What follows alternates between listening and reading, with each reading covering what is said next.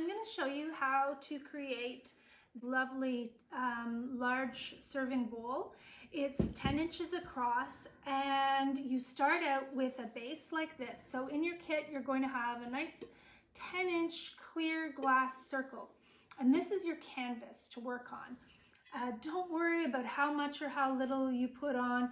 It's all going to liquefy in the kiln and smooth out.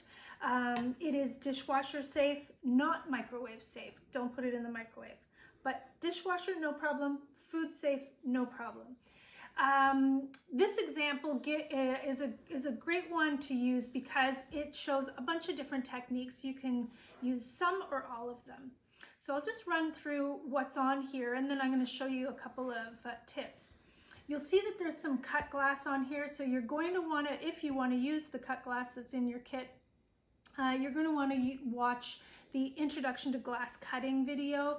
That's going to give you all the tips you need for how to cut the sheet glass, but feel free to experiment.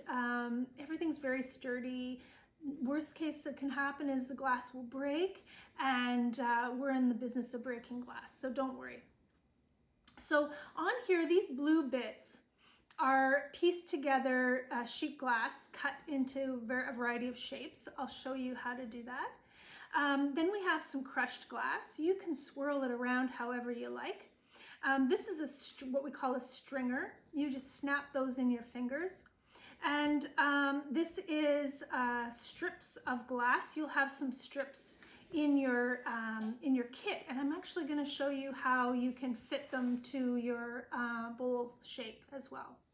So one thing you'll notice about this bowl is it has a bit of a ripple around the edge, and that ripple is because of the change in volume of glass. So because we've got a single layer of glass where it's clear and two layers of glass where we've got the additional pieces on top, it pulls in a little bit where there isn't an additional piece of glass, and actually stays the original size where there are two layers of glass.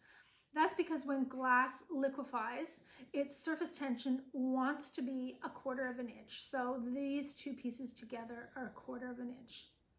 So if you're placing pieces on top and you don't want to have that scalloped edge, you would either fill the entire surface area around the edge with the same thickness, or you would pull everything in by about 1/2 inch from the edge. So if you're placing random pieces, just make sure they're about 1/2 inch from the edge. Your edge will then stay completely round and won't bump out at all.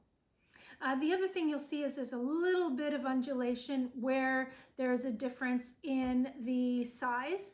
If you were to do a mosaic of cut glass and cover the entire piece, or if you were to only use the crushed glass and the stringers, the level of the glass would maintain the same all the way around, and you would not have that undulation. But I think it's very pretty and very interesting, and still super easy to wash and stuff, so it doesn't affect its usefulness.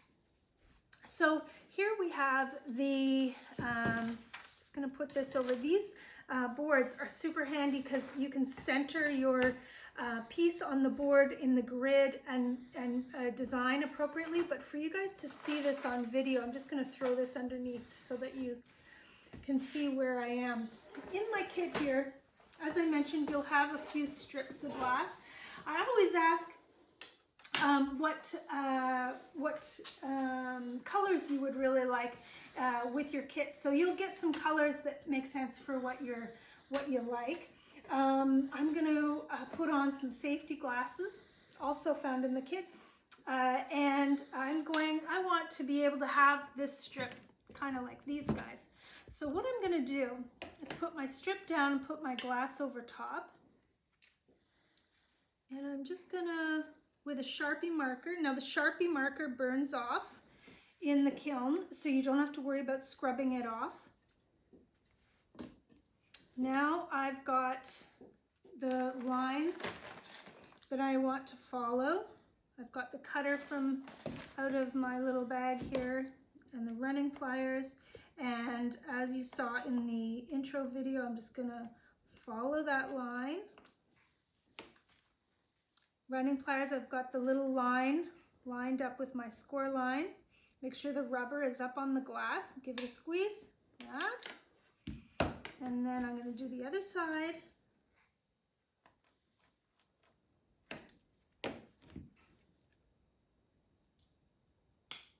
There we go. So now I'll have my piece fit perfectly wherever I had it. Somewhere around there is good. Onto the glass. Now I can use any number of other things. I can put my stringers on here. Maybe I'll create a pattern going this way.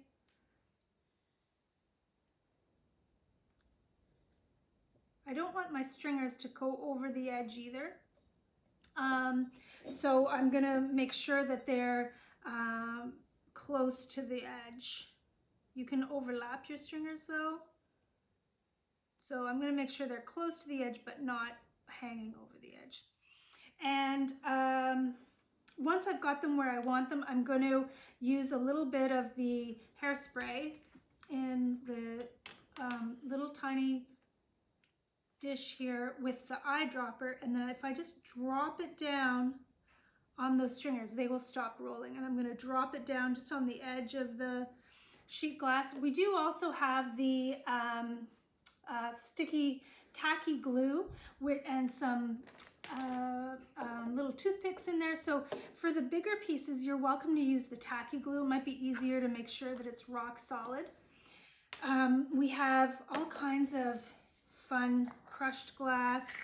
So my little spoon, I can put the crushed glass out. And don't worry about using your fingers. You can move it around with your fingers. All kinds of fun stuff. What else do we have? We're gonna have some confetti. So maybe on this side, we'll put a little bit of confetti. As you can see, that just breaks in your fingers. I'm not sure if I showed you with the stringers, but the stringers just snap in your fingers, just like that. So as you can see, you can just keep building, and maybe I'll do, we'll throw everything in here. So maybe I'll do some mosaic plier nippers. Those are screws to the ceiling. Glass comes down from above. Give it a squeeze. Maybe a couple of those. If I were going on and on, maybe I would go all the way around with a little design of mosaic pieces around the edge. But I'm sure you get the idea. Again, I'm going to try and keep posting different photographs of different examples of bowls on the site so that you'll have some ideas. But really, anything you put down, once it's fired, it's going to be beautiful. When you're finished, you're going to make sure that everything either has tacky glue or the hairspray on it.